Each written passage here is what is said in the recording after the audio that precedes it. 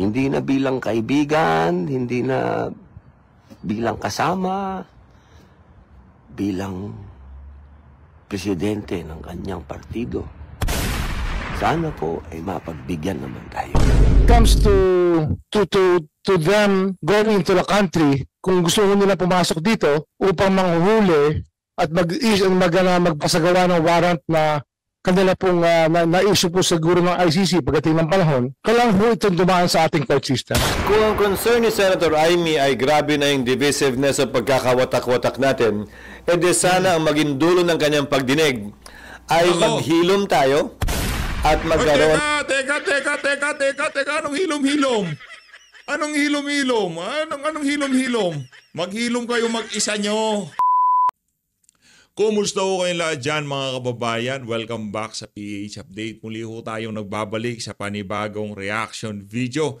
Ayun na nga, bago ho natin umpisahan ang ating talakayan, gusto ko ho munang pasalamatan yung ating mga bagong kasama dito sa PH Update. Ibang klase, 800,000 subscriber na ho tayo. Grabe, 200,000 na lang ho, magwa 1 million na tayo. Maraming salamat!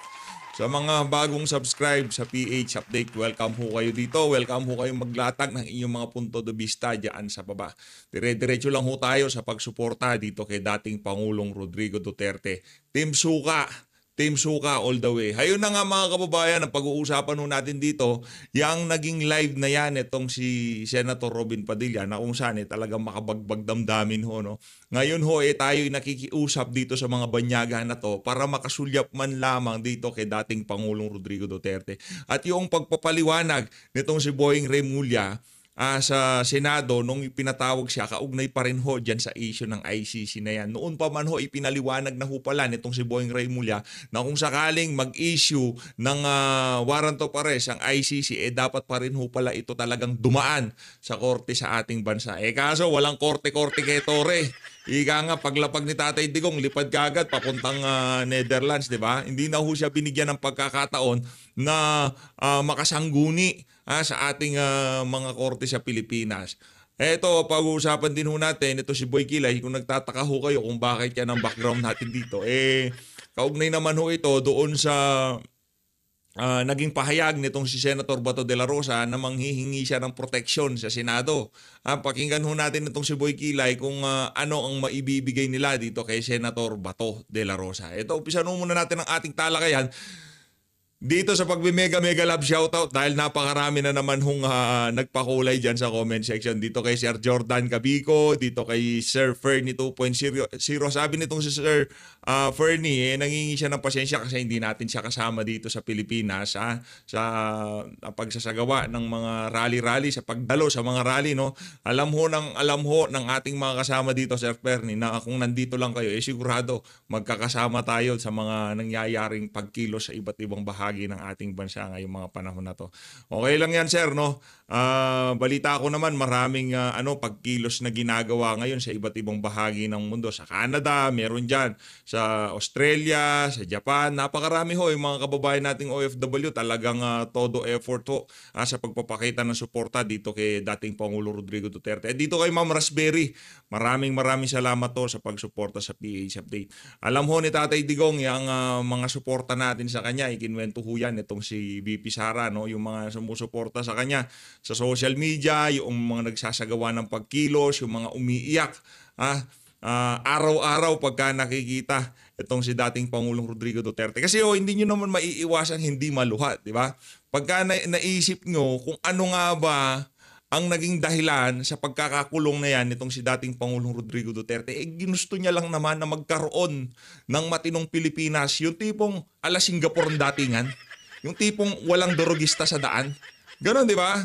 Sa Singapore, sa atin nga, walang parusang bitay, di ba? Kahit mahuli ka dito, yun, yung, yung human rights mo talagang makakaladkad mo, di ba? Pero yung lahat ng nabiktima mo, yung mga hinold up mo, yung mga buhay na sinira mo sa pagbebenta ng ipinagbabawal na droga, wala ho yun, makakalimutan yun. Kasi importante lang dito sa bansa na to, yung karapatan na ang mga dorogista at mga pusher at mga pulburon lord. Yun lang ho importante dito sa bansa na to. Base sa kasalukuyang administrasyon, yun hong nakikita natin. Wala Tignan nyo ho yung nangyari sa Boracay. 23 anyos na dayuhan. Anong nangyari ho? Sa tingin nyo ho ba hindi meron pa hong hindi ho maaapektuhan ang ating tourism diyan sa nangyari na yan? Ano ho bang kadahilanan kung bakit pinagsamantalahan at ginurgor ang ano na yan, ang turista na yan? Dahil ho yan sa droga.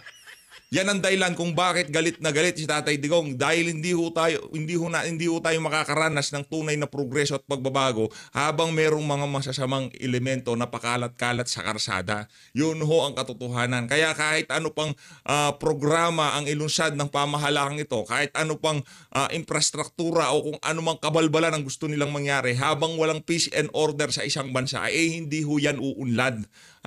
Kung pagka nagkaroon ho tayo ng leader na kagaya nitong si dating Pangulong Rodrigo Duterte, siguro dun sa panahon na yon alam na niya kung ano gagawin.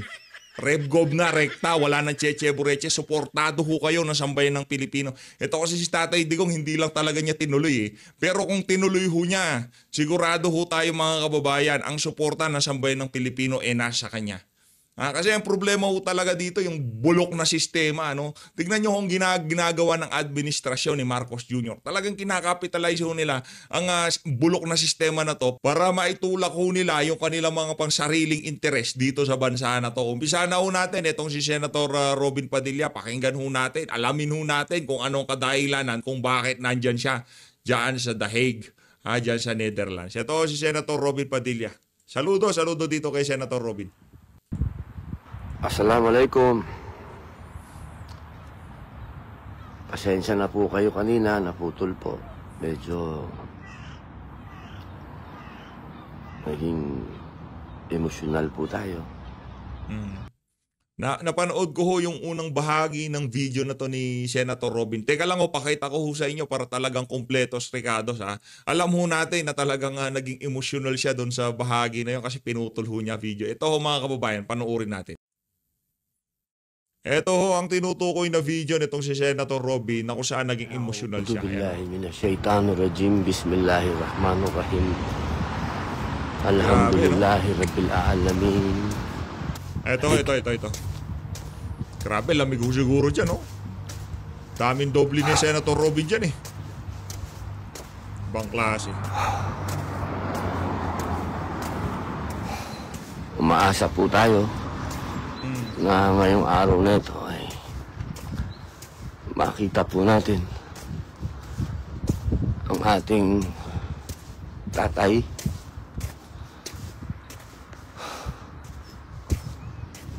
ang dati nating Pangulo,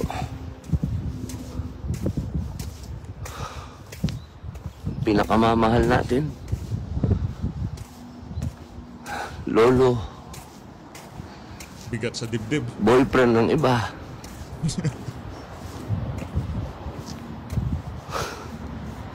Sakit.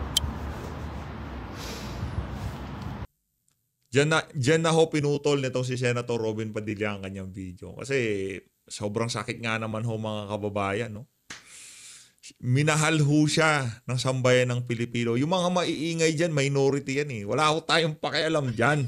Pag naging majority na kayo, doon kayo dapat pakinggan. Kaso nasa demokrasya tayo Kung anong gusto ng nakararami, yun ang nasusunod. At yung mga naririnig natin ngayon sa social media, yun ang gusto ng nakakarami. Maraming natuwa, maraming safe nung panahon ni Tatay Digong. Period.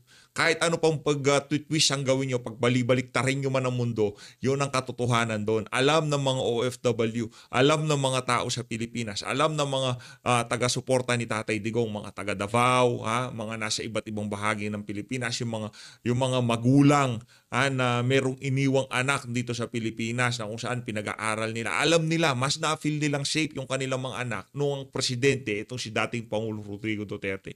Pakinggan nyo, ituloy nyo natin si Senator Robin. Pinipilit man po natin na mag-relax, katulad po ng sinasabi ni Mayor. Mahirap po gawin. Nako. Kadarating lang po ni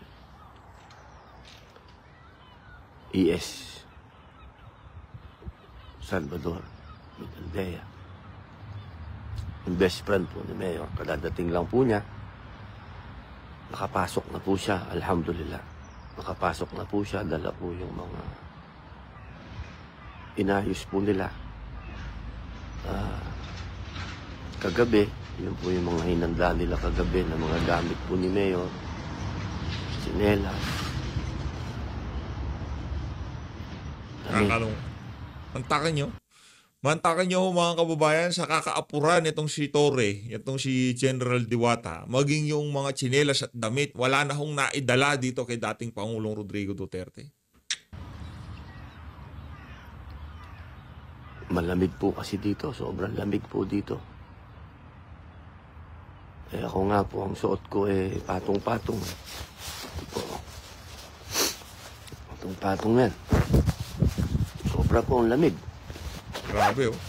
Yan bata-bata pa yang si Senator Robin, pero yung ano ho niya, yung mga damit niya talagang doble-doble. Paano na lang ho si Tatay Digong ang basa ko dito kay Tatay Digong, mahina siya sa lamig Yung tipong parang konting lamig lang kailangan talagang makakapal na jacket sinusuot niya, 'di ba? Tsaka ayaw ho niya diyan sa malamig na klima, mas gusto niya ho yung klima sa Davao, yung klima ng Pilipinas. Yun ho talaga ang kumbaga doon sanay itong si Tatay Digong. Kaya ang pagpunta ho niya diyan, yung pananatili niya diyan, napakalaking ano ho niyan. Kumbaga hindi ho komportable si Tatay Digong diyan sa ganyang klima, Dalawa. Pangalawa to. 3, 4. Grabe, ang dami Meron pa po akong turban. Para po yung leeg. Maproteksyonan. Yung pong pang ilalim ko, tinan nyo po. 1. 2. 3.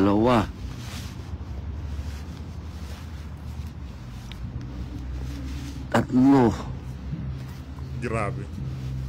4. 4 po ang ganun po kalamig. Si Mayor po kaya kamusta doon sa loob?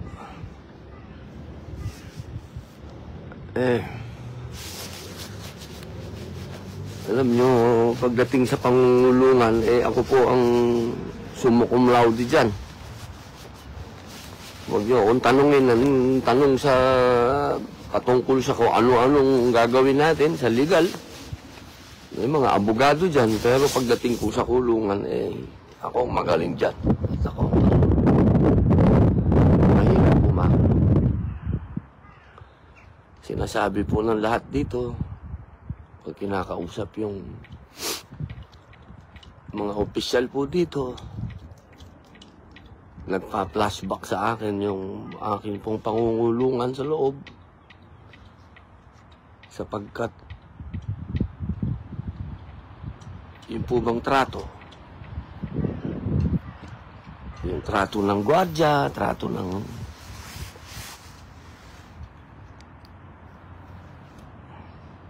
siyempre pagka bilanggo ka sabi nga nila lowest mammal, pinakamababang antas ng pagkatao yan Huwag kang antay ng siguro talagang tamang paggalang.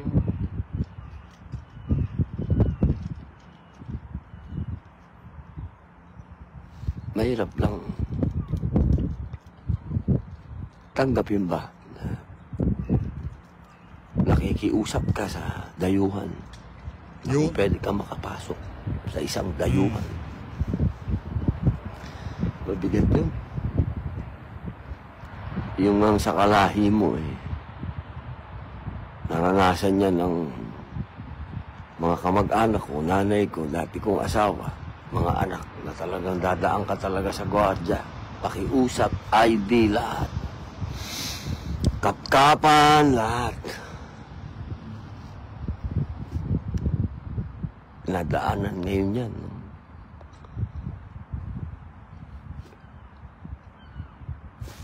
Namin. Lalong-lalo na yung pamilya ng ating mayor, ating dating Pangulo, yung ating tatay,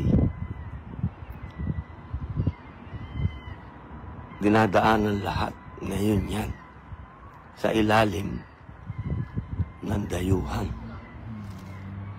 Dito sa dayuhan na bansa. Nakikiusap tayo.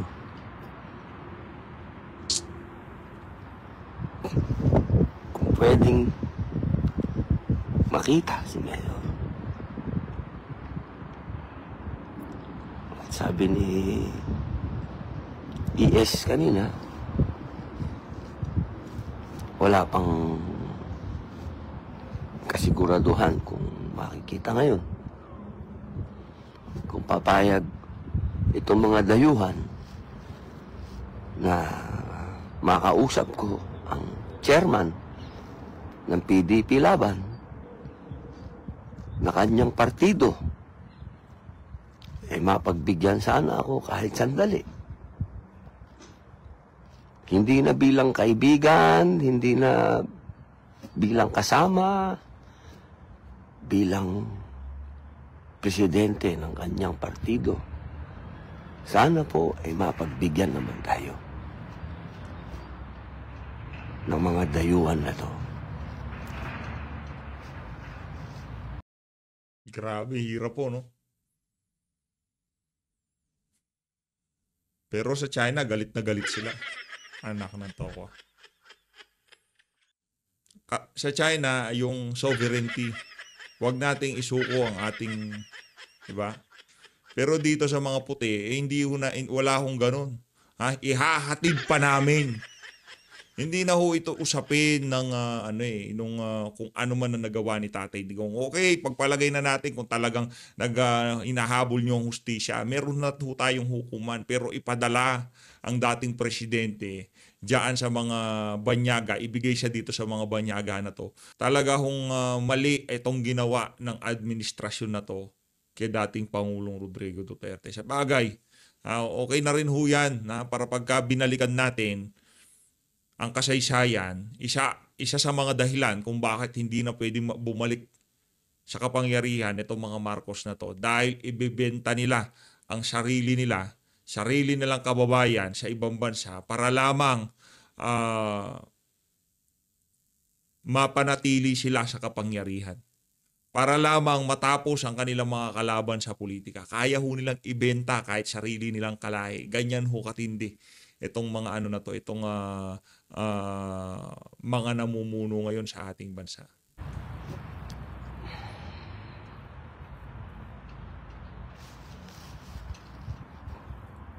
Bakit tayo umabot sa ganito? Sakit. Ayun ho mga kababayan, doon na ho natapos ang video nitong si Senator Robin Padilla. Ngayon naman pumunta ho tayo dito kay Boying Remulla.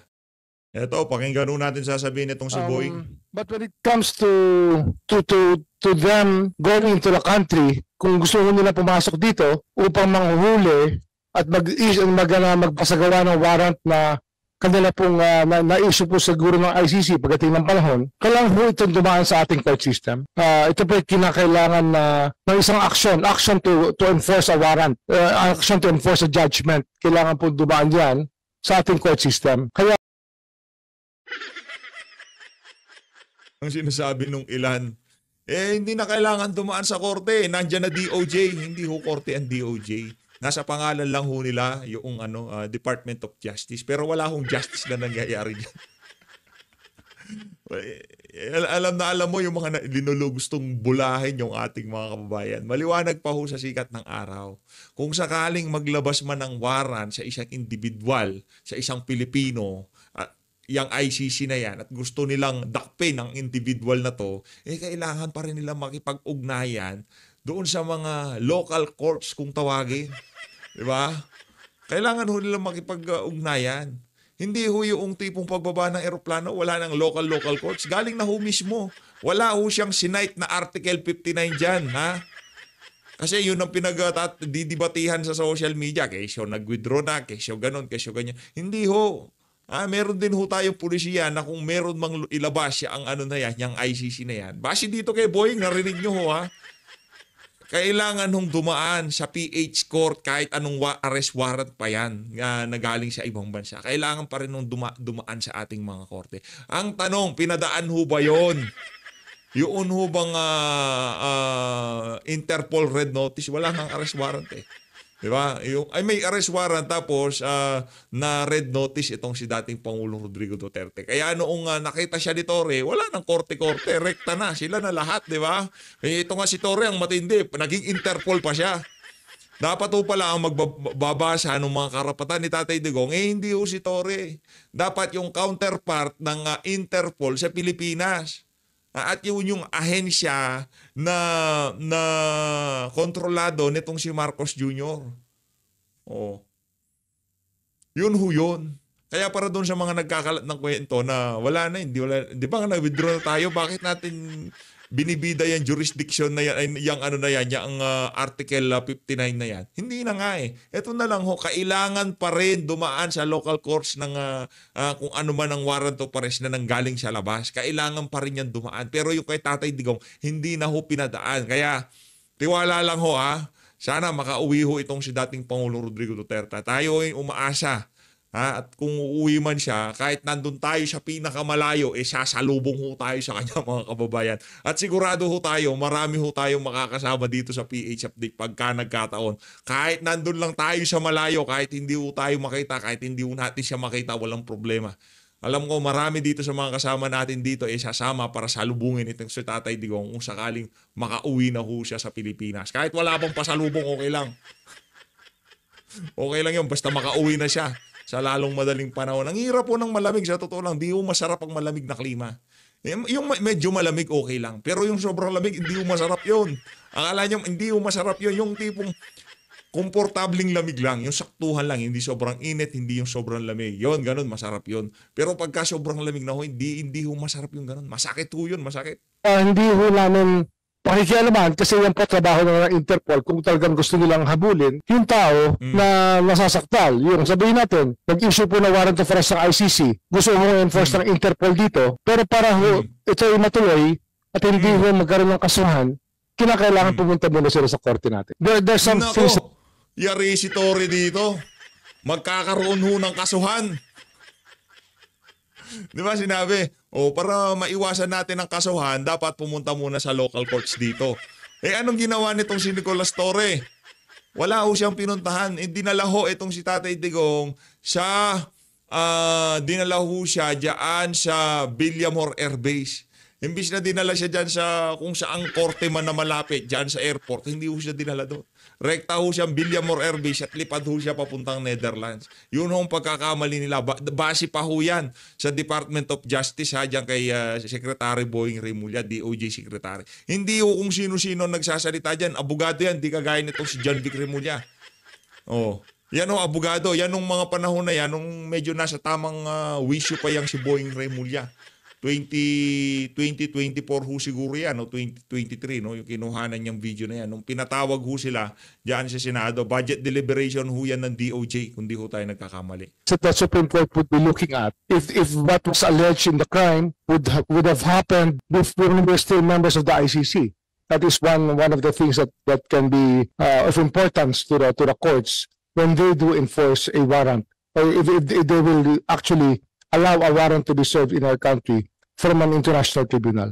Ang problema nga ho ay meron po sinasabi mga kaibigan natin na well-meaning naman. May 200 families daw na gustong magreklamo pero ang hawak daw nila 8. Pero sa 8, ang makakausap nyo 2 lang. Tapos yung 2 pa, wala pang ibibigay na totoong ebidensya. Napakahirap po talaga maghabol. Yung nag-hearing po ang Human Rights Committee ng Kongreso tungkol dito. At ang lumalabas po talaga, yung mga nangyari po kasing EJK nung panahon na yon, ay wala akong police report Walang police blotter, wala akong record. Kaya Kasi wala naman ho talagang EJK nangyari. Internal cleansing sa mga sindikato ang nangyari. Huwag ho kayong maniwala dyan sa EJK na. Wala akong ganun. Ang nangyari ho ito pagka merong kayong nakakwento na dapat may karapatan niya ang mga na yan, yung mga nasawi na yan noong panahon ni Digong. Ang ho dyan, wala naman hong ginurgur si Tatay Digong. Dahil mga bangag yung mga yan, yung mga amo nila, yung mga yung mga kartel, nagkaroon ho ng na paranoid ho sila, napraning na ho sila, yung mismo mga tauhan nila, pinagtutumba nila. Kasi pag kung sakaling magkaroon ng bypass, nahuli yung mga yan at ichinuchu sila sa mga pulis, yari ho sila. Kaya ang ginawa ho nito mga sindikato na to, sila pinagtutumba yung kanilang mga, kunyari ikaw marami ka nang nalalaman, no? Itutumba na ho yan. Ganun ho nangyari ng mga panahon na yon. Yung mga pinapackaging tape yung kamay, yung linalagyan ng placards, hindi ho yung kagagawa ng pamahalaan. Hindi ho yung kagagawa ni Tatay Digong. Bakit tama naman sinabi ni Tatay Diggs, bakit mo pa babalutin ang kamay? Bakit mo pa ititape yung kamay niyan? Para saan pa? Papakapagod ka pa. Kung tutumba mo yan, itumba mo na, di ba? Bakit? Para saan pa yung tatali-tali mo pa, lalagyan mo pa ng placards, wala na, lakdan tapos na effort ka pa ng ganyan. Di ba? Wala nang gano'n. Ang gumawa ho nun para maisisi sa gobyerno, yung mga mismong amo nitong mga tulak na to. Ngayon, isinisi sa administrasyon ni Tatay Digong. Ngayon, ito na mga human rights na to, yun na sinasakyan nila. Yung naratibo ng mga bangag, yung naratibo ng mga drug lord. Anak ng tokwa. Sige, para dun sa mga na yan, para sa mga human rights advocates na yan.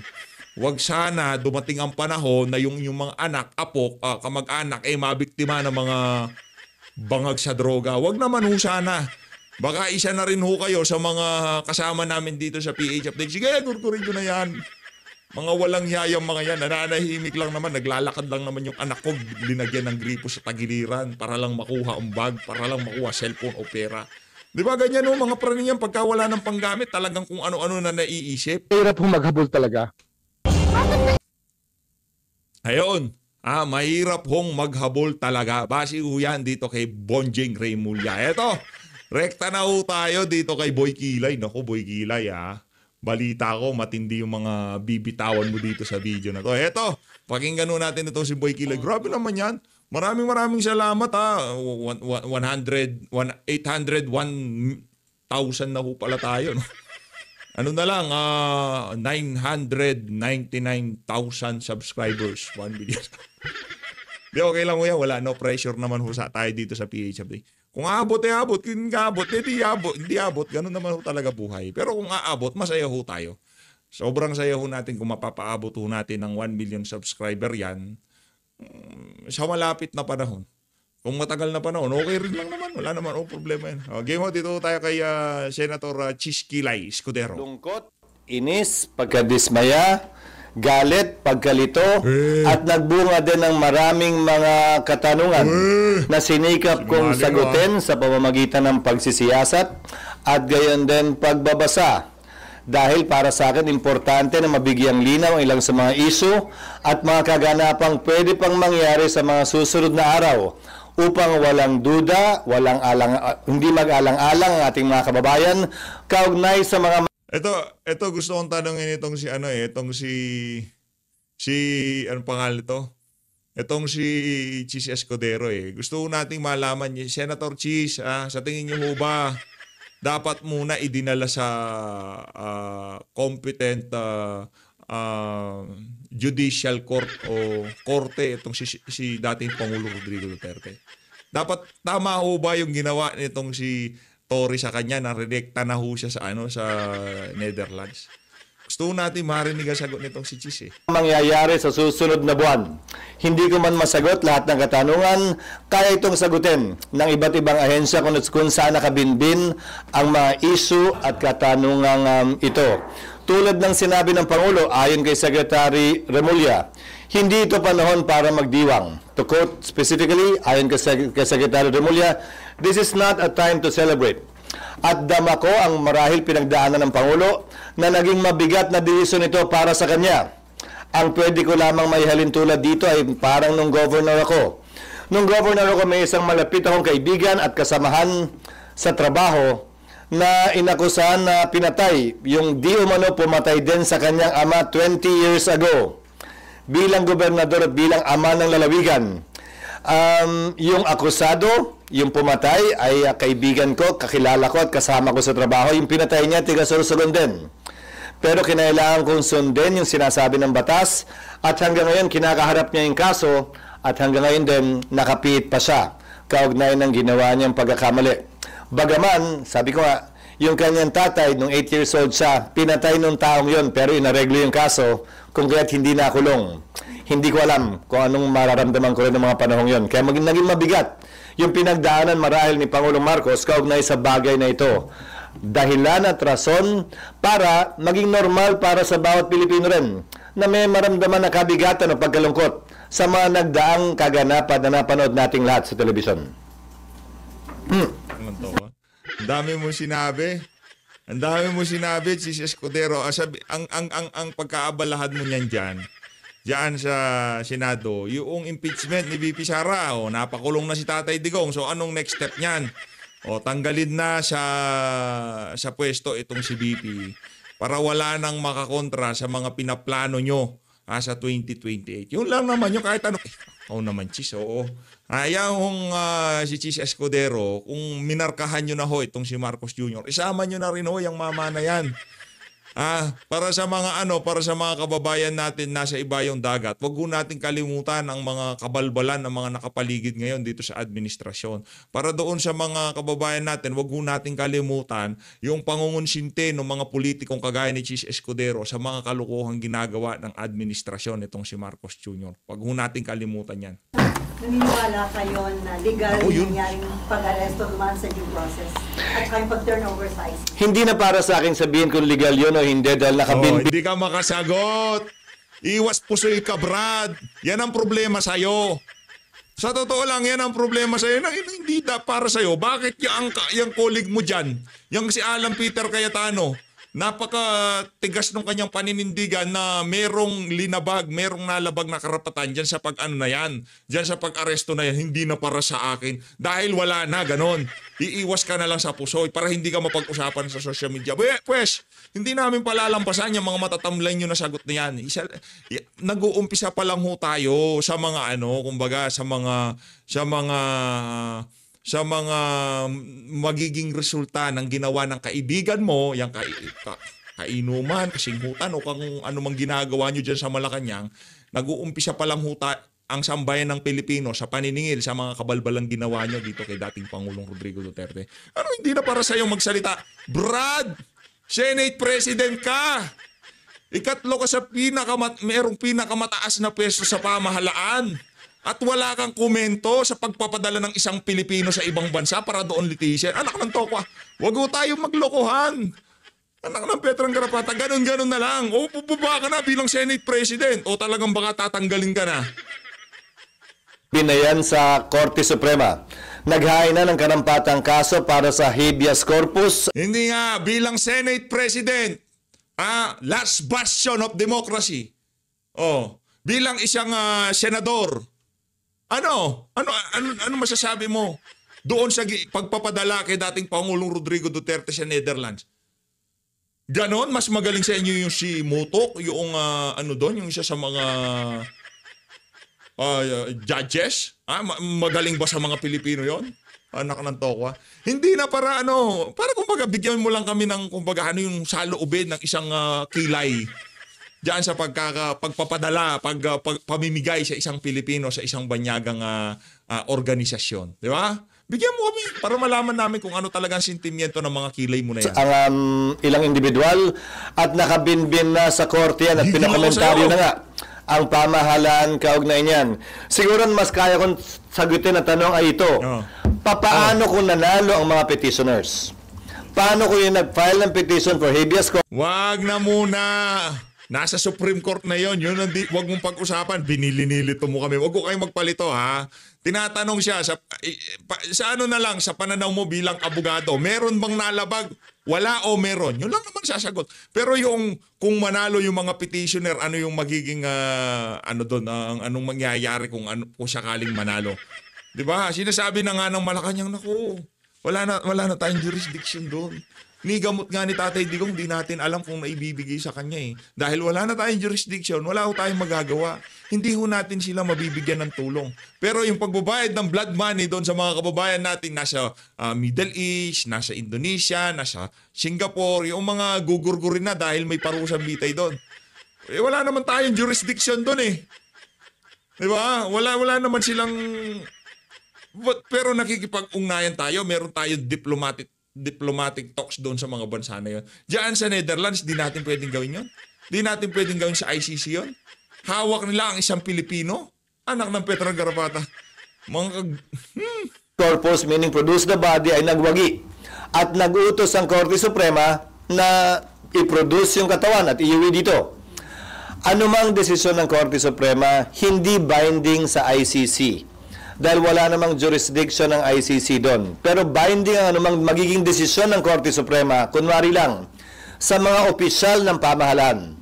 So kung mangyayari yon, ang gagawin ng Korte, pag-uutos sa pamahalaan, na gumawa ng mga hakbang para may sakatuparan yon sa pamamagitan ng pag-intervene halimbawa sa ICC, pero sa dulo, desisyon pa rin ng ICC yon dahil anumang desisyon ng Korte Suprema, binding lamang sa mga opisyal ng pamahalaan at mga Pilipino at sa Pilipinas kung saan siya may jurisdiction.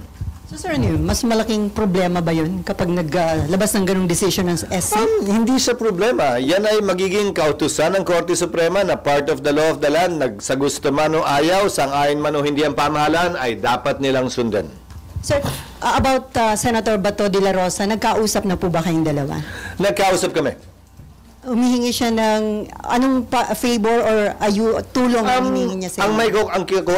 Ang kinuwento ko sa kanya at sinabi ko sa kanya, ang siyang sasabihin ko rin ngayon. Meron kaming summary ng mga kaganapan dito sa Senado noong mga nagdaang panahon na may mga akusadong senador o senador na inakusa ng iba't ibang krimen.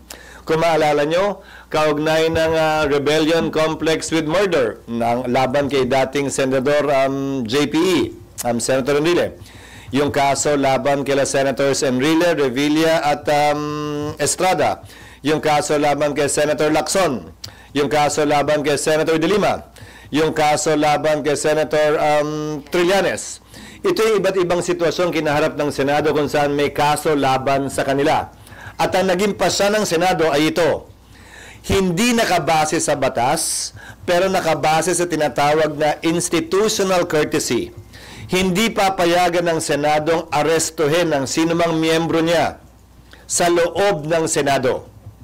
Lalo na kung merong sesyon. Ang pinakamatagal na namalagi dito sa Senado ay si Senator Trillanes na namalagi dito ng humigit kumulang 25 araw. Bibigay ko sa inyo yung history sa mga nagdaang panahon para may reference kayo. Diyan ka magaling diyan sa mga ganyang klaseng istorya. Wag ko kayong magpabudol wag ko kayong magpadala diyan sa mga kilay nitong si kukwentuhan lang ho tayo niyan. Pero pagka hiningi natin yung tayo niya bilang isang Pilipino, di naman ho kaya bilang isang abogado o isang Senate President, kung meron bang nalabag doon sa nangyaring pagpapadala kay Tatay Digong sa ibang bansa. Ba't di ka magkomento doon, di ba? Gusto namin marinig kung ano masasabi mo doon. Maliban sa mga pinagdadaldal mo na, wala naman kaming pakialam dyan eh. Importante lang naman ngayon sa sambayan ng Pilipino kung saan ba kayo tumatayo. Di ba? Ano ba kayo? Nasa tama ba kayo? Nasa mali kayo? Oh. Naku, ang pangit ng ngisi nitong si dito, di ba? Teka nga, yan na lang ang snip ko.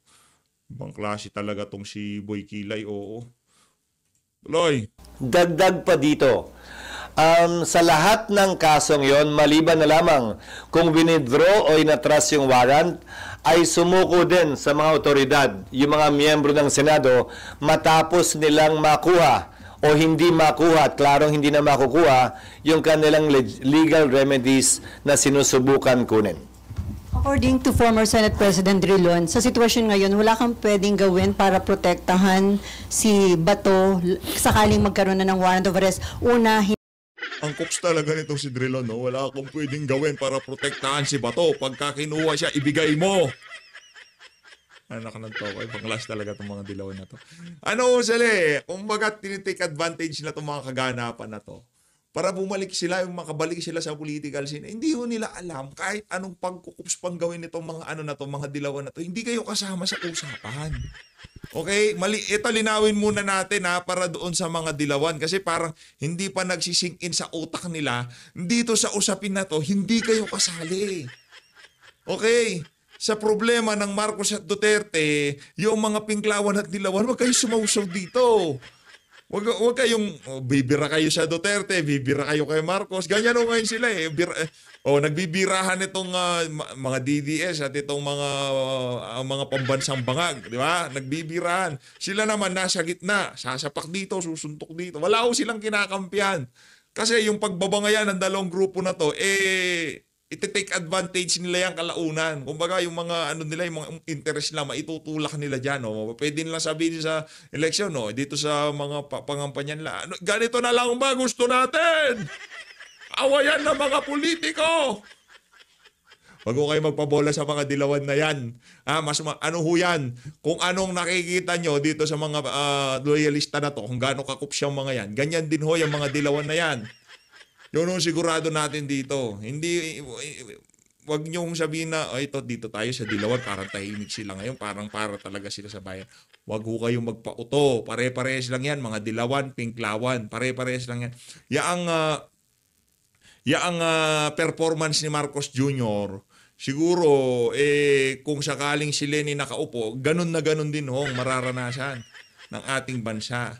Yung kanilang mga kaibigan na malapit sa kaban, na nasa Malacanang, sila lang ho kumikita. Sino Senate President ngayon kung sakali? Kung sakaling malamang sa malamang sino ba Senate President? Yan sino ba yung speaker kung sakaling presidente itong Sino ba leader nila diyan? Si Kimbo? Yan, pinklawan talaga solidong pinklawan yan eh. Sino ba? Si Edsel? Wala na si Edsel siguro. Kung sakali, malamang sa malamang, siya yung naging speaker kung si Leni presidente. No? Kagayon pa man, wala naman hong kaibahan yan, dalawa na yan. Kaya kung naghahanap po tayo ng totoong pagbabago, nandyan ho itong si Vice President Sara Duterte at itong Duterte candidate natin. Hindi naka-adjourn ng session. And then pangalawa, mabigat yung kaso na kinakaharap niya. Tama si Senator Drilon in one sense. Historically, may session o wala, again, institutional courtesy dictates na huwag ito pasukin ng kapulisan para may posasang senador. Dalawang bagay ang nangyayari. I-exhaust yung legal remedy o kusang lumalabas yung senador sa Senado. Ang pinakamaliwanag na ehemplo ay sa kaso ni Senator Laila de Lima. Isang araw lamang siya natulog dito at kinabukasan, sinuko niya yung kanyang sarili sa mga otoridad. Sa kaso nila Senator Estrada Trevilla, sinuko din nila yung kanilang sarili sa otoridad makalipas ang isang araw. Si Senator Enrile makalipas ang isang taon. Si Senator Lacson ilang buwan hanggang hindi lumabas yung desisyon ng Korte Suprema, nagtagusa, hindi sa Senado, sa labas. Pero ayon kay Senator Enrile, hindi daw niya trabaho na hanapin si Senator Lacson o sabihin ko nasan siya kung nalalaman man niya. Trabaho daw ng mga otoridad yon noong mga panahon na yon. The Constitution is clear in Article 6, Section 11. It is only when Congress is in session and the penalty to be imposed for the offense is less than 6 years.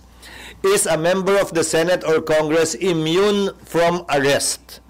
Magpapatuloy yung kaso pero hindi pwedeng arestuhin.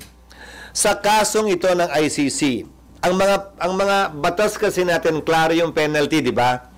The penalty of 1 year to 6 years, the penalty of life imprisonment, the penalty of prison correctional, which is 6 years to 12 years. Klaro naman yun eh. Ang problema sa ICC, ang nakalagay doon, ang imposable penalty ay not more than 30 years or life. So, pasok sa not more than 30 years ang 5 years, ang 4 years. So, isang posibilidad na pwedeng matanong o ma-clarify yung bagay na yon, pero hindi pa rin applicable nga dahil wala kaming session hanggang sa June 2. So for the meantime, ano yung commitment niyo kay Senator? Ang sinabi ko sa kanya, we will try to afford him every opportunity to avail of legal remedies that he is entitled to. Sa katunayan, ginawa na niya. Dahil co-petitioner siya ni Pangulong Duterte, hindi ba? Sa Supreme Court case, kung saan bagaman walang ginrant na TRO, ay pinasagot yung mga respondent sa kaso at posibleng maaksyonan niya ng Korte Suprema sa hindi malayong hinaharap. Lalo na kung sakasakaling maglabas uli ng warrant ang ICC. Anak na to. Yan na nga ba sinasabi natin yung sa Korte Suprema eh. Pagka mayroong mga crucial na issue na kailangan desisyonan o kailangan pag-usapan, para hindi kayo nagmumukhang tanga, bilis-bilisan yung kilos. Totoo lang, no? Yung mga ibang bansa, tingin nila sa ating Korte Suprema, ano to, kung anong klaseng justice system meron kayo? Hawak nyo na itong mama, kailangan nyo pang ipadala sa ibang bansa para doon siya litisin. Ano ba? Ano yun? So, ibig sabihin, so in short, hindi lang siya pwedeng arestuhin inside the premises of the Senate. Inside the premises of the Senate, and that practice is also part of our rules. But again, hindi naman ito rason para, kasi yung nangyari kay Senator Trillanes, 25 days. Ano yung sitwasyon nun? Ni-revoke, binawi yung amnesty. At pending sa korte, yung pagbawi ng amnesty kung legal nga ba yun o hindi. Wala pa. Nagde-decide yung korte kung mag-iiso o hindi, pero anytime pwedeng ilabas. So namalagi sa dito hanggang isinangtabi ng korte yung pag-iiso ng warrant of arrest dahil naglabas na ng desisyon ng Korte Suprema na hindi pwedeng i-revoke ang amnesty na ibigay na. So, sir, ang tanong, sir, is papayagan nyo ba siya na mag-sanctuary dito kung meron ng warrant of arrest? I mean, kung hindi pwedeng isilbi dito, pwedeng mag-stay? Hindi para sa akin na pigilan si Senator Bato na magtungo dito, desisyon na yun. Pero ang hangganan siguro noon ay hanggang makakuha at klaro na kung anong magiging pasya ng korte kaugnay sa kanyang pag-avail ng kanyang judicial remedies na karapatan niya. Hindi lamang bilang senador, bilang isang ordinaryong mamamayan. Sir, so kung, in theory, kung ako arresting officer, abang ako na lang siya sa gate ng Senado. Doon talaga mga reporter na to, mga cooks din no? O in theory, natural, wala na yun sa Senate premise. Di ba? Pwede mo nang abangan doon. Hindi para sa akin ay dikta sa kanila kung anong dapat at hindi nila dapat gawin. But that is theoretically possible. Again, within the premises of the Senate. Outside. Ito talaga, ang tanga. Premises nga yung labas. Hindi na premises yun. The gate. Labas ang Senado ron. Sir, sorry. So, kahit po walang sesyon, basta nasa loob siya ng premises. Kasama yan sa mga president na binanggit ko dun sa mga dating senador na binanggit ko. Kahit walang session, basta nasa loob siya ng Senado, hindi pwedeng arestuhin. Hindi pinayagan ng mga nauna ring Senate President. Bahagi na yan ng tradisyon at practice ng Senado na sangayon nga sa rules namin ay bahagi na rin. Walang tradition dito sa administrasyon na to. Ano tradition? Tradition nga na ang sa budget ng OBP. Ano nangyari sa tradition? Basura yung tradition nyo dyan. Tapon nyo lahat yan. Anak ng tokwa. Isara nyo na yung mga dapat isara. Ano tradition? Basura lahat ng tradition dyan. Dyan sa House of Representatives at Senado. Walang kwenta. Ang tradition. Mawawalan ba ng nagugutom dyan sa visit na tradition na yan? Ibig sabihin ba, ikakatuwa namin yung tradition na yan? Hindi nyo naman sinusunod Anak ng tokwa. Diyan sa House of Representatives, diyan sa Senado, yan si Hontiveros. Anong tradition? Walang tradition diyan sa Kongreso. Pagka natripan ng mga bangag na pahirapan ng isang individual diyan, wala akong Rules namin. And you will also not allow it, sir? Yes. Walang session? Yes. Paano kung Interpol na magsiserve ng warrant of arrest, hindi rin sila allowed pumasok? Lalong hindi. Kasi kung yung law enforcer nga na Pilipino, hindi. Lalo pa kung dayuhan siguro. Pero sa... hindi pwede yan kay Torre. Diyan kayo magtatalo ni Torre. Ano sabi ni Torre? Pwede natin tong idaan sa madali o mahirap. Ano pagkasabi niya We can do this the hard way, we can do this the easy way. Di ba ganun yung paano niya kay Tatay Digong?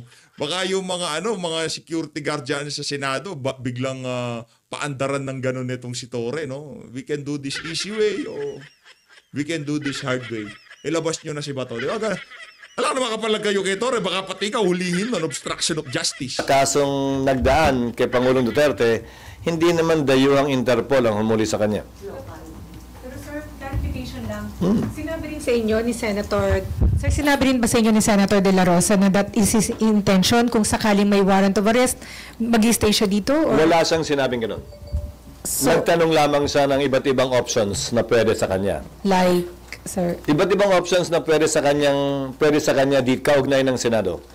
Hindi ako isa sa mga abogado niya para magbigay ng suggestion maliban sa pwedeng magawa o gawin ng Senado.